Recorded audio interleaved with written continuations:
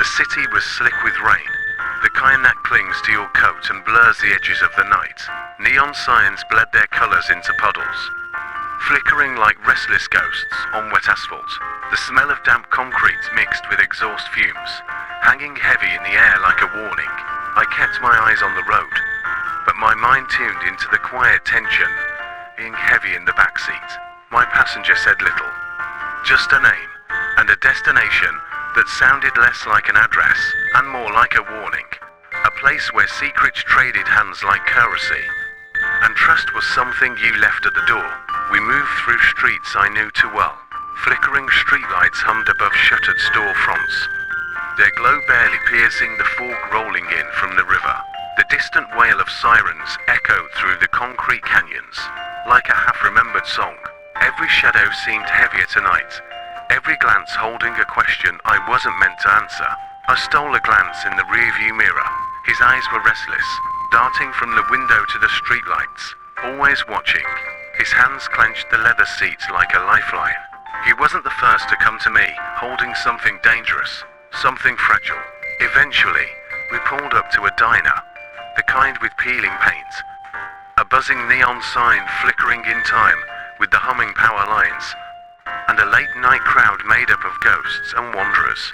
The flicker of faulty bulbs cast an even light across the cracked sidewalks.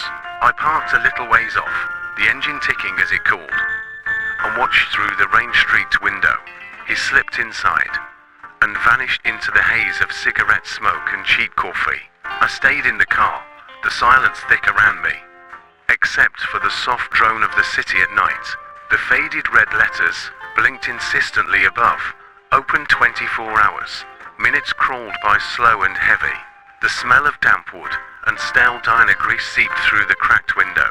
Then she came out, sharp-eyed, like someone who'd seen too much and learned to look harder. Her pendant caught the sickly diner light, a chain that looked oddly familiar, tugging at the edges of memory. There was something about the way she moved, cautious, precise, like a cat ready to vanish at the slightest hint of danger. They exchanged something small, a folded note, or maybe a key. His hands trembled, but his face stayed tight, unreadable. She whispered something, a warning or maybe a threat, but I couldn't hear it. The look she gave him wasn't just caution, it was fear. Her eyes flickered toward the street, as if she expected the shadows themselves to rise up and swallow her whole. Then she slipped away into the wet night, swallowed by the city's restless pulse. The man hurried back to the car, glancing over his shoulder, like the city was a predator waiting to strike. I started the engine without a word. As we pulled away, the neon sign buzzed and faded behind us. The diner's secrets swallowed once again by the dark. The streets were slick, and slicker still with secrets. Every puddle seemed to hold a story. Every dripping gutter whispered warnings. No one dared speak aloud. I glanced into the rearview mirror again. The streets were empty, for now. Sometimes I wonder if the best thing I can do is just drive. Be the quiet witness to the stories people carry in their silence.